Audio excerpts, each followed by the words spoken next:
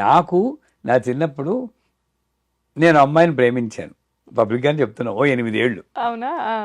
ప్రేమించి పెళ్లి చేసుకుందాం అనుకున్నాను. ఆ.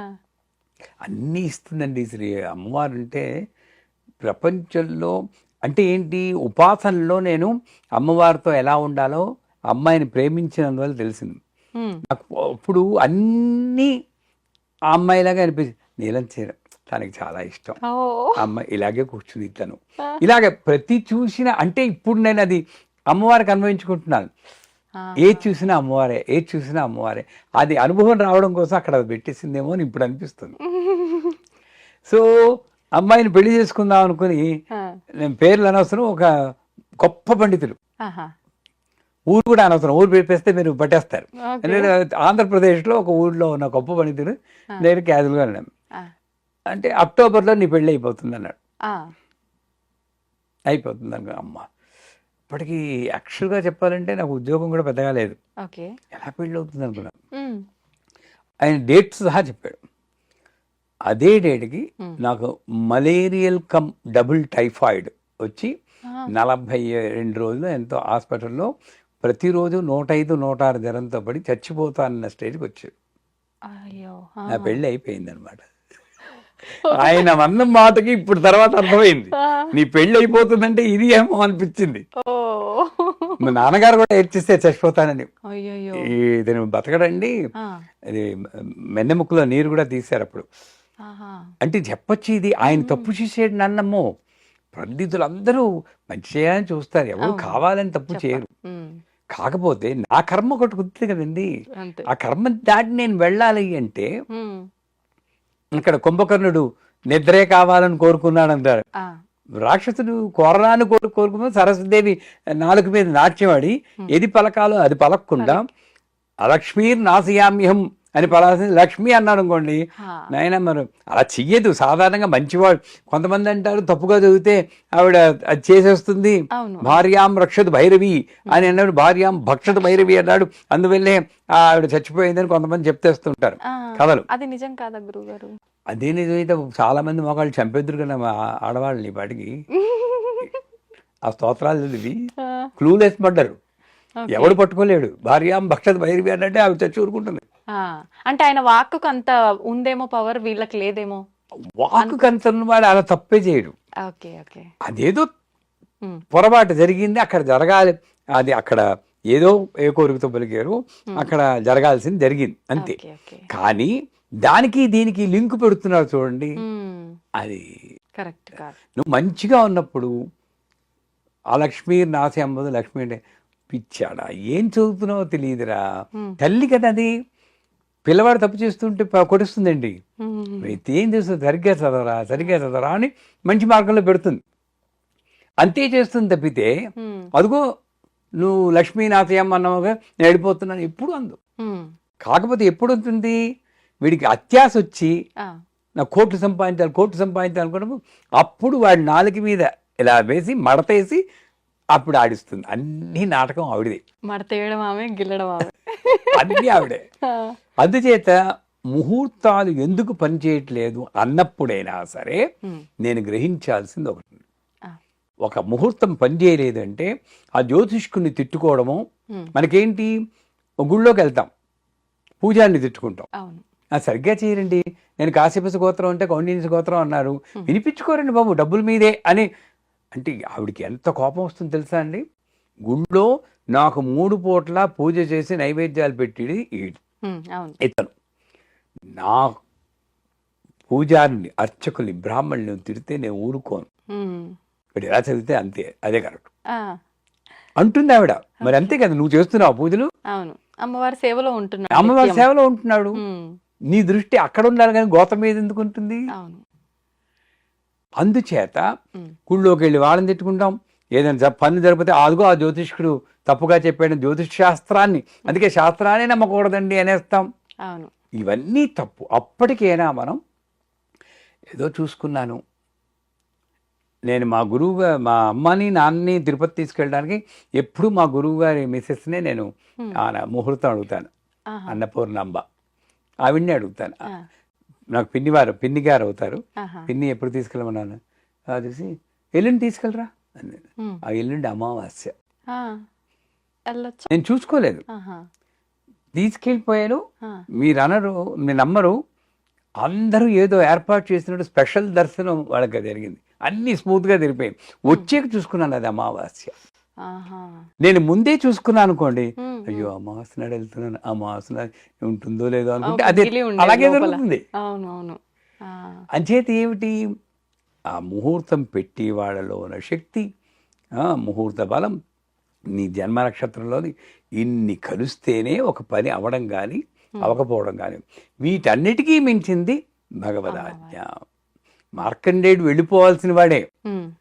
మరి యమధర్మరాజే పాశం పట్టుకుని వచ్చాడు. అవును అంటే ఆ ముహూర్తం కన్నా గొప్ప ముహూర్తం ఉంటుంది ఏంటండి. అవును. కానీ శివుడు పట్టేసుకున్నాడు. పెట్టుకున్నాడు. అంటే ఏం చేసి సర్వానుల్లంఘ్య శాసన శ్రీమత్ త్రిపుర సుందరి అన్నట్టు, అరే నేను తిరగ రాసేసాను రా, వీడికి ఎక్స్టెన్షన్ ఇచ్చేసాను అన్నాడు. ఎక్స్టెన్షన్ ఇచ్చేసాడు. మనకు కూడా అలా సాధ్యపడుతుందా గురువుగారు మరి? మార్కండేయుడికి ఉన్నంత నమ్మకం ఉండే. ఆ.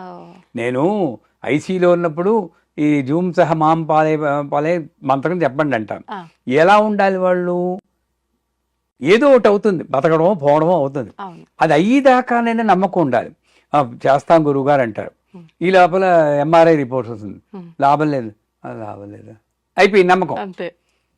నీకే తేలలేదు అని పెట్టుకోడు. అవును. నాకు ఏదో ఒకటి నన్ను రక్షిస్తాడు, నన్ను రక్షిస్తాడు, నన్ను రక్షిస్తాడు అన్న ఆ మార్కండేయుడు నమ్మకం, ప్రహ్లాదుడు నమ్మకం పెట్టుకుని నేను గట్టిగా పట్టుకుంటే 100% షూర్. ఆ రోజుల్లోనే కాదు, ఈ రోజుల్లోనూ ఉన్నాడు భగవంతుడు, ఎప్పుడూ ఉన్నాడు. అంటే కలికాలంలో పాపమే ఎక్కువగా పాదాల పైన నడుస్తోంది పుణ్యం కన్నా అది అని కరెక్టే, అంటారు కదా. కరెక్టే. ధర్మపురుషుడు ఒక్క పాదం మీదే నడుస్తున్నాడు. ఉమ్. నిజాన్ని చెప్పాలంటే అందుకే మనకి కన్సెషన్ ఇచ్చారు. ఇప్పుడు చూడండి, పేపర్ టఫ్గా ఉంటే వాల్యుయేషన్ ఈజీ చేస్తారు. అవును అవునా?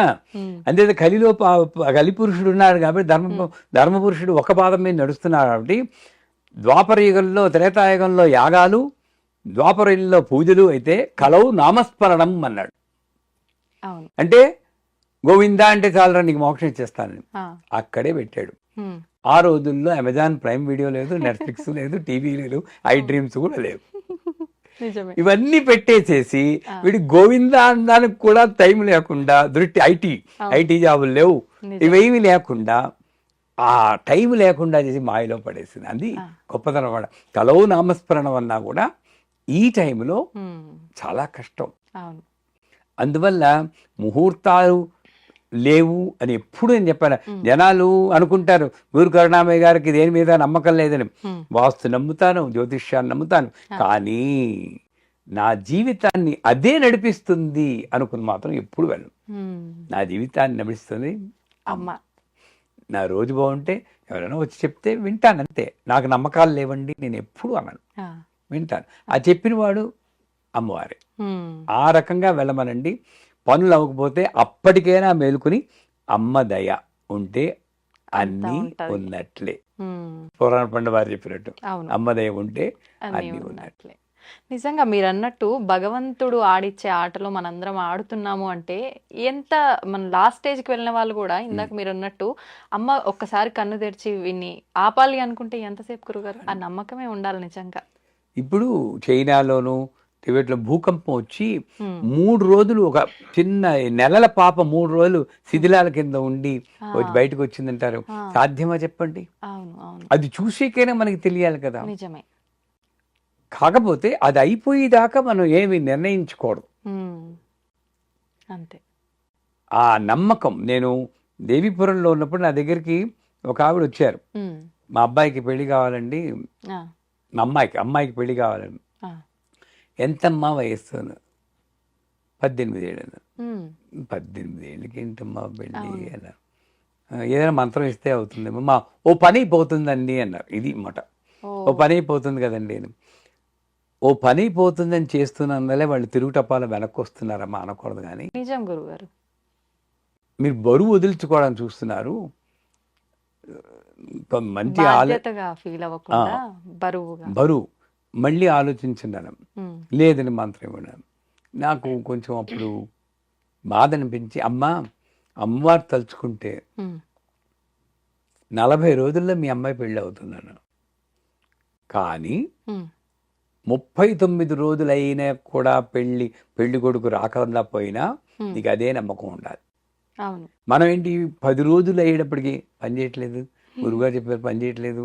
అవును ఇప్పుడు ఈ చెట్టు చుట్టూరా తిరిగితే పిల్లలు పుడతారంటే పుడతారు. ఒక ప్రదక్షిణ చూడగానే ఏంటి ఏం అవ్వలేదే అనుకుంటే ఏం చేస్తా, అంతే అంతే అలా ఉన్నారు మనుషులు. అవును అవును అంత నమ్మకం నీకుంటే 40 రోజుల్లో అవుతుంది ఉమ్, అన్నాను. బాగానే ఉంది సంబడం, ఏదో మంత్రం ఇస్తానంటే ఇది ఏదో వచ్చినాము చెప్పారని వెళ్ళిపో. ఆ, నా రూమ్ ఇక్కడ ఇలా వెళ్తుంటే లక్ష్మి గారని ఇంకో ఆవిడ వేరే కాటేజ్లో ఉంటారు. ఉమ్, అలా వెళ్తుంది, ఎలా ఎందుకు వచ్చారండి అన్నారు. ఆ, ఇదో గురుగారికి మా అమ్మాయి పెళ్లి గురించి వచ్చామంటే ఇంకా ఏ అమ్మాయి వయసు ఎంత, మా మేనల్ల వయసు ఎంత, ఇలా కలిపింది. అప్పటికప్పుడు పెళ్లి కుదిరిపోయింది, ఆ. మరుసటి వారంలో పెళ్లి చేస్తా ఉన్నారు. ఓ సిగ్గుపడి నా దగ్గర రాలేదు ఆవిడ, అయ్యో ఎందుకంటే అరిచింది కదా. అవును అవును అంటే ఏమిటి, నేను గొప్పని కాదు, అంటే ఆఖరి నిమిషంలో ఏదైనా జరగచ్చు. ఏదైనా జరగచ్చు అనేది నేను నేర్చుకోవాలి. అవును అక్కడ నేనేదో చెప్పాను, నేను చెప్పినట్టు అయిపోయింది అని మళ్ళీ యూట్యూబ్ అహంకారం వీడియోలు లాంటివి. వేసుకున్నా అంటే నేను ఫెయిల్ అవుతాను.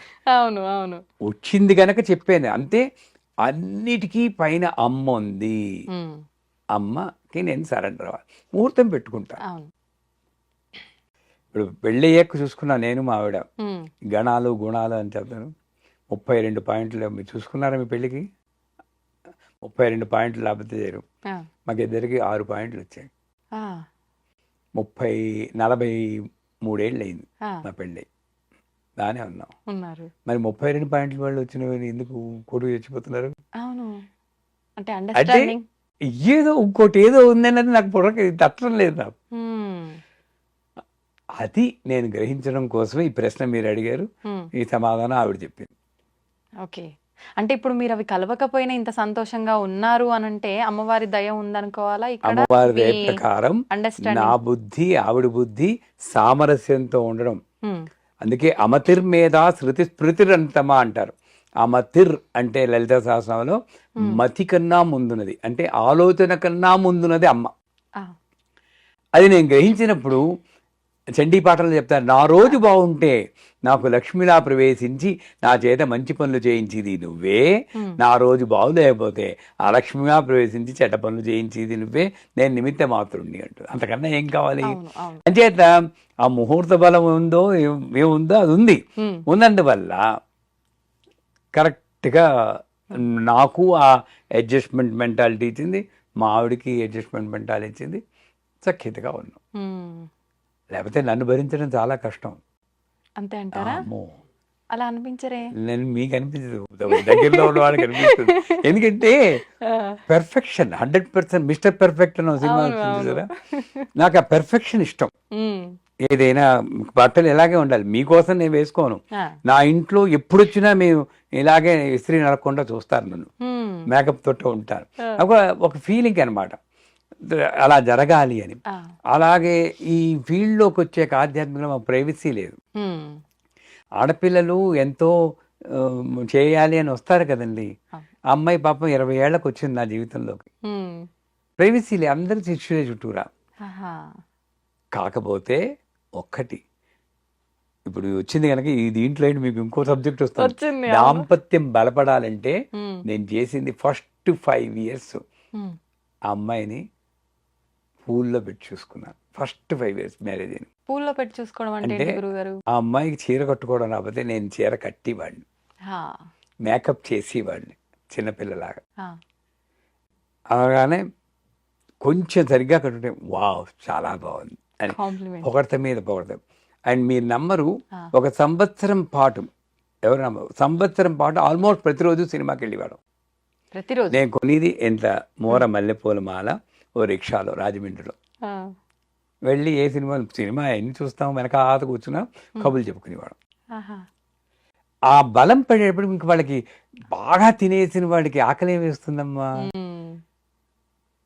అండ్ ముందుగానే చెప్పాను, మా నాన్నగారు మా ఏదో అప్పుడు ఒకసారి ఏదో విసుక్కున్నారు. అంటే స్వెటర్ కొనిస్తే ప్రేమగా మామయ్య గారు ఇదంటే ఏంటి ఎంత, $85 వేస్ట్ అంటే ఆ కాలం మనిషి మరి అంతే 85 రాళ్ళు వేస్ట్ ఏడ్చి బుడబుడ ఏడ్చేశారు. అంటే ఎప్పుడు చెప్పాను ఆ, ఆయన రాలిపోయే ఆకు, ఉమ్, ఆయనకు నేను చెప్పలేను, అవును, మనం అడ్జస్ట్ అవ్వాలి. నేనేమన్నా అంటే నువ్వు బాధపడు, బాధపడు. బట్ వాళ్ళు ఏమన్నా అన్నా కొంచెం అడ్జస్ట్ అయిపోదాం.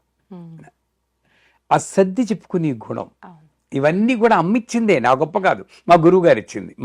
మా అమ్మ కన్నమ్మ గురువు గారు ఇవన్నీ ఇచ్చింది కాబట్టి చక్కగా విజయవంతంగా 43 ఏళ్ళు కలిసి ఉన్నాం అంటే మామూలు ముహూర్త మాటలు బలం, కాదు. అమ్మ అనుగ్రహం. ఉమ్. నిజంగా మీరు చెప్పినట్టుగా ఇప్పుడున్న జనరేషన్ వాళ్ళలో ఇవన్నీ లేకపోవడం, మెయిన్ టైం ఇవ్వకపోవడం వల్ల, ఈ సర్దుకోపోయే మనస్తత్వం లేకపోవడం వల్లే పెళ్ళైన సంవత్సరం లోపే విడాకులు. అంటే ఇంకెందుకు బాధేస్తుంది, నేను మేము విమర్శించడం కాదు, బాధేస్తుంది. వాళ్ళకి చెప్పేవాళ్ళు లేరండి, అవును.